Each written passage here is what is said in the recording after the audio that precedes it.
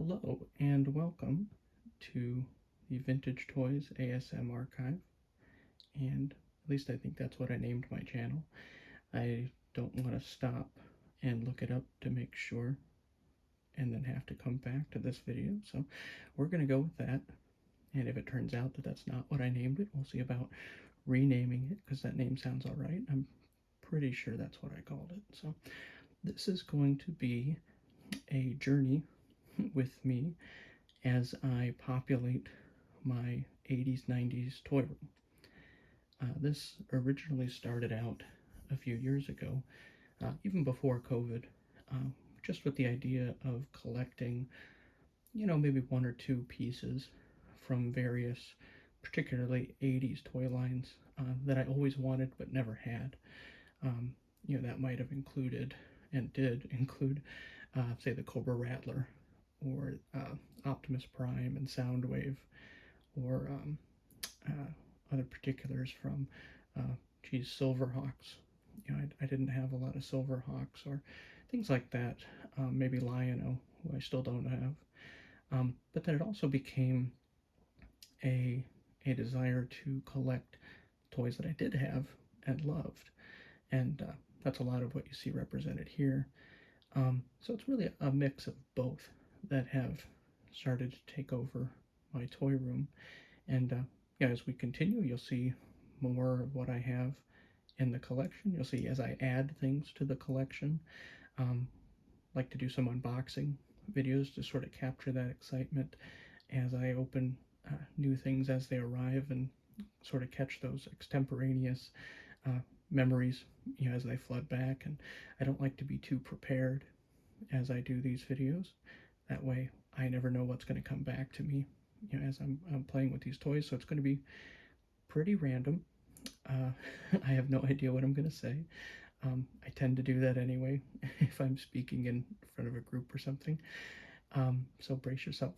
Hopefully it'll be entertaining and relaxing. And at the end of the day, my goal is to make you feel something. If that's, ASMR related, then great. If it's, a love that you maybe hadn't remembered for your 80s or 90s toys, or toys, before then or after then. And I apologize in advance if this sends you down a collecting rabbit hole, and for any trouble that may cause in your personal life and your relationships. So let's get going. This is an assortment of toys from the collection, just to give you an idea of what might be in store. There are a number of toy lines that are not represented here that I will get into. I think you can see the Air Raiders in the background there. They're a clearance aisle favorite of mine as a child. So let's get going with what we have in front of us, though. So we'll start here with Leader 1 from the GoBots. I never had Leader 1 as a child. I did have a lot of GoBots. I had a lot of clearance aisle toys, so the cheaper, the more I was likely to have them. That included GoBots, Robotech, and Air Raiders were probably the three main ones. I think I had a Sidekill, who was the main bad guy for GoBots, and I know I had Hans Cuff, who's the police officer, or the police car, and I always wanted their mobile command center, because if you know, it looks like an AT-AT from Star Wars, and I desperately wanted an AT-AT from Star Wars, and I felt at the time that might just be the closest I could possibly get to it. So ironically, I've owned many AT-ATs, and I've still yet to own the GoBots mobile command center. That may be something we explore getting later on down the road to scratch that itch. So this is Leader 1, and he is an F-15 Eagle. And let's see, so he transforms these rear stabilizers, flip up just to kind of get out of the way, and then each of these legs pull down.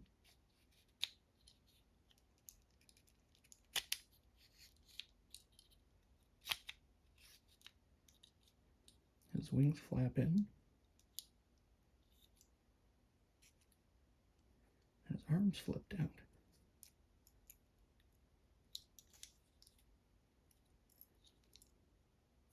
And then his head just is revealed with a flip there.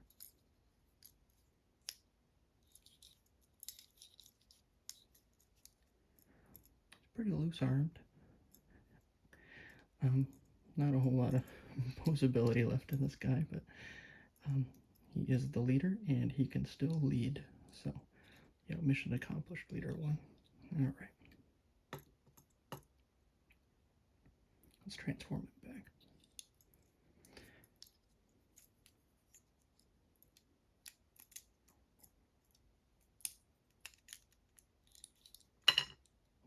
Oh no, Matt Trakker. Get back up there, Matt. Okay.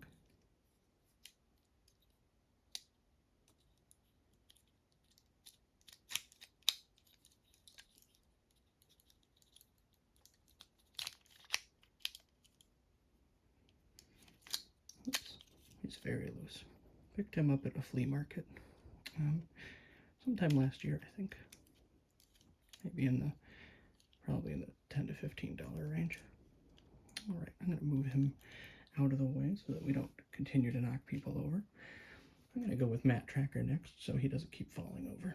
So this is Matt Trakker. He is the leader of M.A.S.K, the Mobile Armored Strike Command. As I remember how really cool the M.A.S.K theme song is, I have to note how utterly weird and uncreative the GoBots theme is. The GoBots theme is simply them shouting, "The GoBots, the GoBots." And then there might be some other words, but that's the part that sticks with you. M.A.S.K starts off with this really cool synth, and it's got like really cool, computerized lines and stuff like, designing things in a computer space, which as a kid that just looked amazing. Check it out on YouTube if you haven't seen it before. It's very catchy. Let's see. So this, I never had Thunderhawk. This is Thunderhawk. I had a lot of M.A.S.K though. This is first wave, and you can see, you might be able to see Matt and Bruce back over here with the Rhino, which we'll look at later in another video. I had most of the first and second waves of M.A.S.K toys, but for whatever reason, I never had Thunderhawk or Rhino, and those were two of the very first toys I picked up in this sort of quest to get toys I never had as a child. You'll see why this was a must-have in just a moment. So, M.A.S.K. So I had a thing for removable helmets as a child. If it came with removable helmets, I had to have it. So M.A.S.K was a pretty big deal for me. Followed by Visionaries. God, I loved Visionaries. I had a handful of them. Star Wars. Anybody with a removable helmet. We'll take a look at Boussh Leia there in just a moment. Honestly, yeah, G.I. Joes. Anything that had a helmet that came off, I just loved it. And if I had to guess, that might be born of Han and Luke in their stormtrooper costumes. My very first image that I can remember of Star Wars. I was born in 1979, so I didn't, I really didn't become aware of Star Wars until closer to Return of the Jedi. And one of my first Star Wars memories is prior to seeing Return of the Jedi, being at my grandmother's house, and my mom and my aunt were showing me a picture in the TV guide, of Luke in his stormtrooper costume. It was just a headshot, and so you could see the top of his armor and the neck seal. And that is the first image burned into my head. So from a very young age, the idea of taking that stormtrooper helmet on and off, and Han setting it on the control console, and Luke pulling it off his head, both times as they come into the security office above the docking bay, and then also when he rescues Leia. Man, something about that. And of course, that was why as soon as I got my first job, my first order of business was buying a stormtrooper costume and joining the 501st in 2001.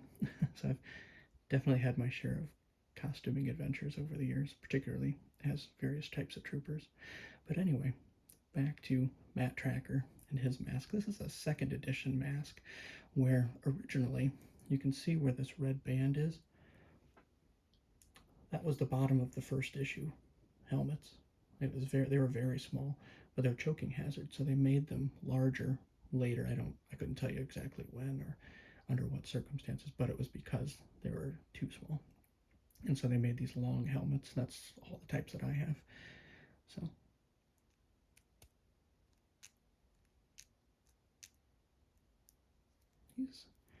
he's pretty stiff actually. Well, at least on one arm. And yeah, of course they're articulated in the knees so that they can get in and out of their car. And that was one of the things I liked. They had great play value because the doors opened, they could get in. Things obviously transformed. Most of them are spring activated where they lock. And so let's put Matt down here. And a lot of the vehicles, you might push one button and everything happens. Other ones, you may have to press several things or flip things around to get the full transformation. But with Thunderhawk, it's just one button, and we'll see if it's a little old. We'll see if we can get him to do it all in one go. There we go. He did it. So, as a child in the 80s, I think you might already know where I'm going. There was no way I didn't want a DeLorean style toy with gull-wing doors. Are you kidding me? We didn't have Back to the Future toys. They're even still not, particularly with it having a DeLorean to play with. It's not something you can just go buy off the shelf. You have to get like a Hot Toys one or something like that, much larger scale. So anything that did this, oh man, I was in. That's part of the reason I really wanted this desperately. So we're going to put him in there.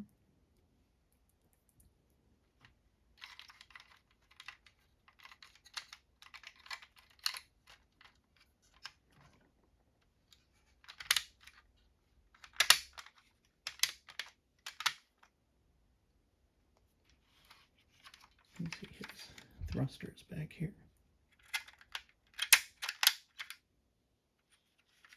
It's very squeaky, I think.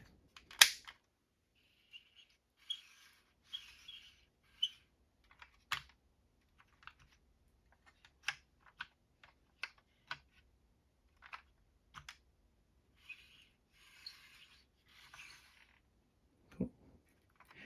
Matt Trakker from M.A.S.K. Speaking of absolutely banging theme songs, it might, if it's not something you grew up with, I imagine the original Teenage Mutant Ninja Turtles theme song strikes you as particularly obnoxious. And I'll grant that, but man, it will get stuck in your head so badly. This, I actually have a large Ninja Turtle display just to the right of us, but it's mostly all the reissued stuff. It's all the stuff that's been coming out the last few years. I just keep them on card, along with the NECA original 1990 movie Turtles, and then the best action cartoon-styled Turtles. As far as vintage, at the moment, Raph here is the only vintage turtle that I own.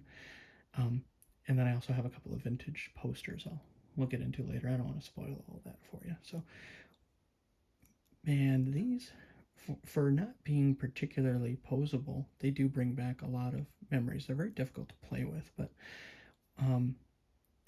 I was vaguely aware that the Ninja Turtles were becoming a thing in, geez, what was it, 88? I can't remember if it was 87. I want to say 88. And we went over to my grandmother's house, and my Aunt Angela, who was always the coolest aunt, told us, my brother's a few years younger than me and has his own retro toy channels on Instagram and Facebook. I'll put a plug out for him later. She told us there was something in there for us, and we went in, and it was the 4 turtles for each of us, and not expecting them, not really knowing exactly what was going on with them, but I think the cartoon must have already hit, and so having those toys as a surprise without even, I don't remember having asked for them, um, kind of hit hard. And so when I see them, um, particularly like their eyes and just, I don't know, yeah, something about them. They're cool weapons and stuff. I mean, any kid wanted to have ninja weapons. Of course, I'm reminded of South Park's amazing episode where they get their ninja weapons. I will spare you my attempt at trying to sing the song, but I love that episode. So yeah, this is Raph.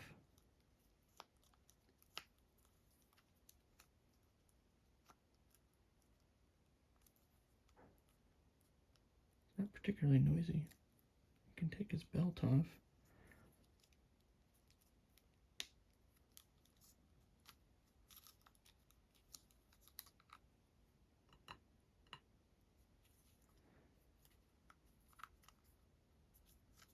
Yeah, they don't really, they're not very posable. As a child, I think I was more interested in sort of the colors and the accessories and just the overall look than I was with really getting a lot of play value out of them. The toys were cool, like you know, some of the vehicles. Make sure this is working. There we go. I think just something about the styling was really cool. I can't remember. We had a handful of toys. I'm sorry, the vehicles. We did not have a party van. I think we had the mole, like the little drill vessel. I couldn't. I want to say mole miner, but that's from Timothy Zahn's Heir to the Empire. um, uh, and we had like some of the littler ones, like the motorcycle with the trash can sidecar, or the April's news cycle. I think my brother had he might have had the inner tube, and maybe the little jet ski thing with the eels, the electric eels on the front. But mostly figures I had probably in my life, as far as dedication to a toy line. Um, Ninja Turtles might have been it. Like as far as I need to get every figure, I think at some point I probably had close to 30, um, just on display. I didn't really play with them; they were just on display in my room. Um, just a line sitting on top of. I had layered the my dad's old 1968 edition of the Encyclopedia Britannica on my shelves, so that I had steps for all of them. Those books weren't doing anybody any good. I went to write a book report. This is pre-internet, mind you, card catalog days. I went to write a report on Pluto in my I think it must have been seventh grade maybe. I was writing a report on Pluto, Percival Lowell, and um, the problem was Pluto had only been discovered about 30 years prior to that encyclopedia set being written. Not that we knew a hell of a lot about it, even in the early 90s, but um, it was very difficult uh, to, to get any kind of information out of that was remotely new. So yeah, Percival Lowell and shoot, that's gonna bother me. I can't remember. Oh, Clyde Tombaugh, between the two of them. This is a complete segue, but yes, Pluto was discovered using the blink comparator that allowed them to take multiple pictures of the night sky and quickly switch back and forth between them so that they could identify dots that were moving, and that would be an indication of some sort of a planetary or asteroid or comet body. Uh, so there you go. There's your fun fact. You're learning. We're going to learn together.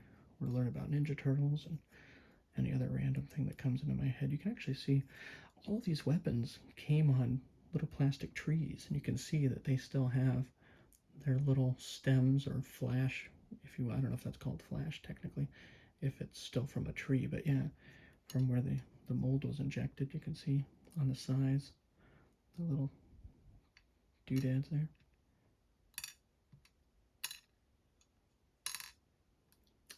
So this goes here.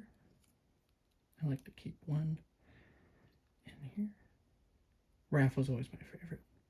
Although, as an adult, I lean towards Leonardo now. I didn't like Leonardo as much as a kid because I think it was because my brother preferred him. So I think I was just trying to be rebellious. But now, as an adult who loves rules and policy, um, Leonardo has a special place in my heart.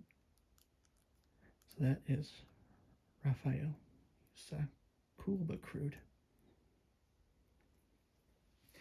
I think next we will go with Boussh and Chewie because, frankly, I'm surprised that they haven't fallen over yet. There we go. This is Chewbacca, of course. I did not have a new Chewbacca as a child. I think I must have got. Oh, look.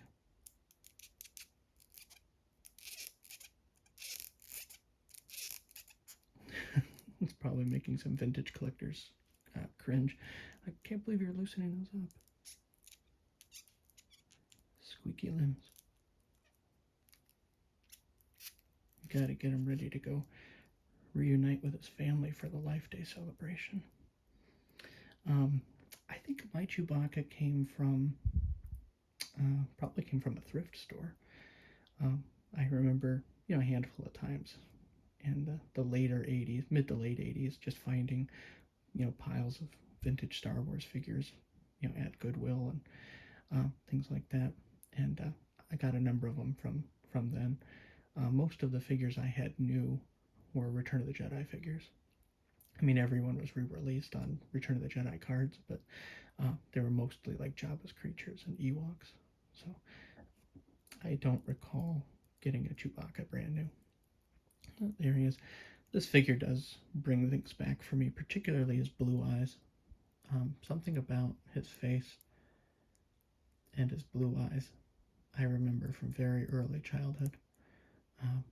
Of course, those are Peter Mayhew's blue eyes, who was such a nice man. I think it's funny. I joke being in the 501st costuming group for I've been retired for a few years, and here and there, on and off, just as my interests wax and wane. But you get accustomed to being in the same room as a number of Star Wars celebrities, and don't always take the time to meet them. I'd been in the room with Peter Mayhew, at a a Legion dinner, or a, just a small get-togethers and things like that at conventions. But I think I only met him once at either Celebration 5 or 6 in Orlando. I did some time at his charity's Blast a Trooper event, and he and Angie came over to thank us at the end, and I think I got to meet him at that point. And I think I had probably interacted more with Angie, and I was sad to see her pass away just recently. But yeah, that's Chewbacca. Not bad. Pretty decent shape. He's not too discolored. A lot of times his limbs will be different colors than his torso. And then Boussh Leia. This is one of the few that I had new as a child. I don't know if I particularly asked for her, but that removable helmet, oh man, yeah. I remember having it as a child, and then I remember not having it as a child. I remember it must have been at some point, I mean, of course, as a child, I must have been not much older, jeez, 6 maybe, when I had most of my brand new Star Wars figures. And of course, you lose all the accessories, so you get accustomed to having a lot of figures without accessories, which I joke now is it's helpful when you go back to collect, because the weapons and like their little cloth capes and stuff don't do anything for you. No, like when I got my first Bib Fortuna, I don't need his jacket. I don't need his torso cummerbund thing, because Bib Fortuna I remember having and playing with as a child was naked. He just had that turquoise, that aqua sort of color. That's my Bib Fortuna. Why do I want to cover it up? So it's going to be an interesting journey. Is my long-term goal is to collect all of the vintage Star Wars figures, which, depending on how you count, is somewhere around 96. At the very least, loose and incomplete, and then ultimately getting the weapons and accessories for everybody. So we'll see. That'll be part of our journey here. So this is Leia. This is Boussh. Boussh is an Ubesian bounty hunter of small stature, apparently. In the Shadows of the Empire novel, Boussh is referred to as a he. And then it's also where Leia gets the costume is from, I believe, Guri, who is the sort of the personal assistant assassin of Prince Shizor. Um, she gives, if I remember correctly, she's the one that gives Leia her Boussh outfit, and Chewbacca his, was it Snuva bounty hunter disguise that you might have seen that toy from the 90s in the Shadows of the Empire line. But correct me if I'm wrong. I am not proposing to be the end-all be-all authority on all things toys related. I tend to know my Star Wars pretty well up until a certain point. But yeah, please correct me. Let's learn together in the comments. So this is her rifle. It came with her from a source I trust. You can see the checker pattern there on the back. There is a lot of reproduction, fake weapons out there. I don't have a reason to believe this one is not legitimate, but one of the tells is frequently sort of that waffle pattern on the handles, but it's not. As people get better and better at them, that's not always reliable. Also, vintage weapons tend to float, whereas reproductions tend to sink. It's not a hard and fast rule anymore. There's also, I just recently learned, of course, no, I already knew that there's the light test. Vintage weapons can be laid on a light, and you'll see a little translucence, typically in the vintage weapons, versus less or none in reproductions. And then also that I just learned is the audible test, where sometimes you can drop weapons if you have a really trained ear for this, and I do not yet, to determine the sound. I think the vintage weapons are softer and tend to make less noise, but it can depend. Okay. Hell if I know what that means, but there you go. I also saw someone do a trick. I don't know if it would work with this long a rifle, but with the smaller guns, of putting them in a baggie with a figure and shaking it. Vintage weapons will not make a sound, and reproductions tend to make sort of a clicking sound because of the difference in the material. Again, that's probably not a hard and fast rule, but that is her long rifle. And let's remove that helmet. There we go. Pretty good head all around. Just a little bit of wear there. Not bad. Kind of by necessity has to be small to accommodate a helmet that's going to be in scale. But yeah, lost this thing real quick as a kid. I still remember that orange color. That definitely takes me back.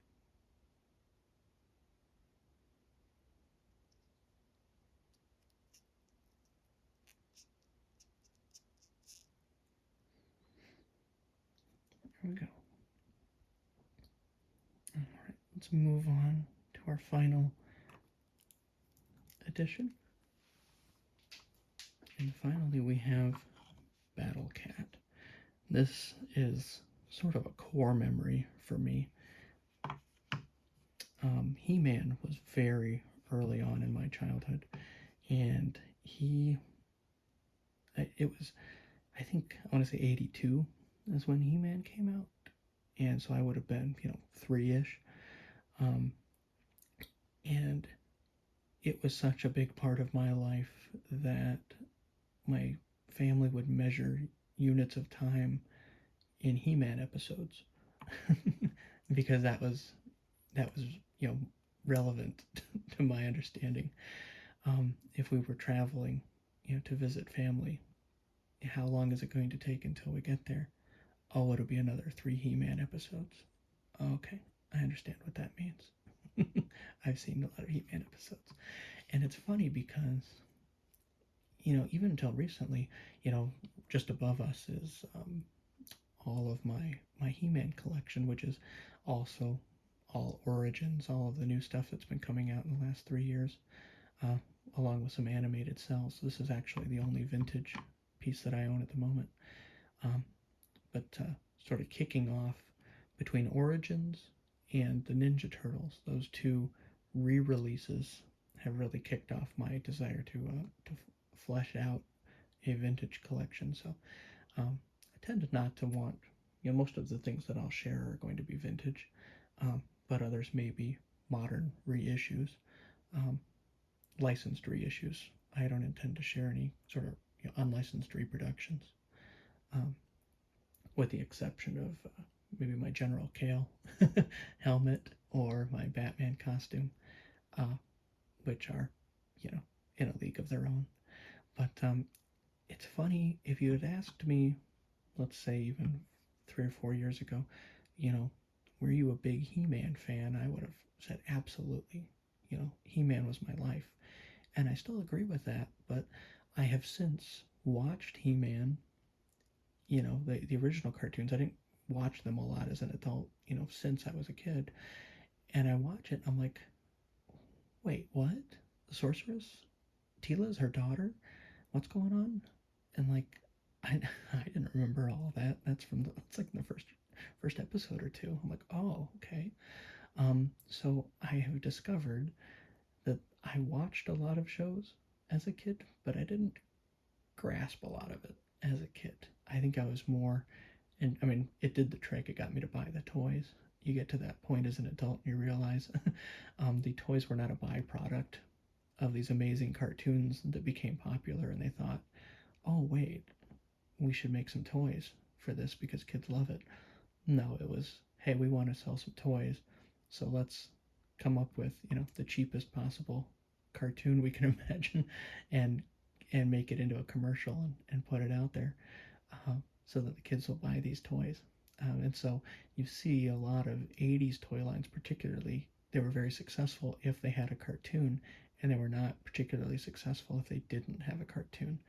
It's very interesting correlation there. So this is one of my earliest memories, is just that He-Man stuff. You can see they're much duller if you own any of the Origins pieces. They're very bright now, whereas the originals are quite a bit duller. I picked this one up cheap several years ago. He has, I think, some animal nod on him. So he has some damage there, but let's take his saddle off. See if we can manage this.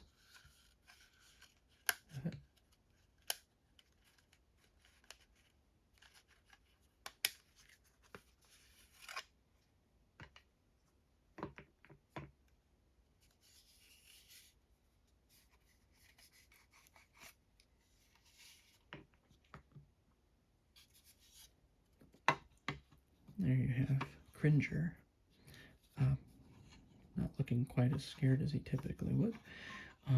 And fun fact, I mean, if you're an 80s aficionado, particularly of the toys, you probably know this, but if you're just learning this, this was originally a regular tiger from a different toy line. I might mess this up. If my life depended on it, I would say he was from, like, was it Big, I want to say Big Ben, but that doesn't sound right. Was it something Ben, or was it, oh, I think it's Big Jim. I think it's the Big Jim toy line. If I had to guess, again, correct me if I'm wrong. He was a regular tiger who just kind of happened to be in the right scale. So they molded him and they repainted him, and there he is. A lot of collectors like to get a vintage Big Jim tiger just to show alongside. So let's get that back on him.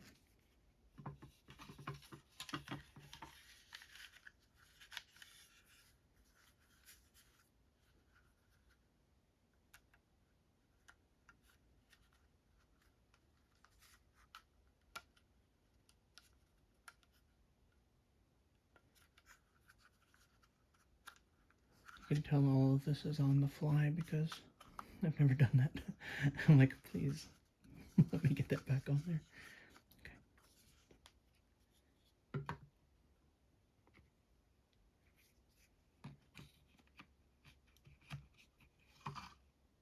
Alright, that's Battle Cat. So that is just a taste of what I intend to bring to my channel. It's just featuring different toys from the 80s, sharing my enthusiasm for them, as well as sort of my off-the-cuff memories as they come back. And, hopefully that's entertaining. Hopefully it's relaxing and chill. I am a big fan of ASMR, but particularly what you might call unintentional ASMR. Just people being chill. I'm a Bob Ross child. Grew up watching a lot of Bob Ross and Mr. Rogers, so I loved the sounds of Mr. Rogers putting things on his counter or opening his kitchen cabinets, and just that simple kind of sounds of him manipulating things, or Bob Ross just calmly explaining what he was doing, versus some of the more intentional and in-your-face ASMR. So this is what you can expect. Down the road, we'll certainly do unboxing videos as I get different pieces in, and we'll look at those. We'll also, I'm thinking maybe we'll do some Star Wars character lookups in my old Star Wars character visual dictionary. So we might get some page turning fun, and maybe we'll learn all about Tessic the Quarren from Mon Calamari, and Moma Nadon, the Ithorian, who's in exile on Tatooine. So all sorts of good stuff if you're a total Star Wars nerd. Or if you're not, you're going to learn a lot about those characters. So I hope that you'll join me, and hope this has been fun. Thanks.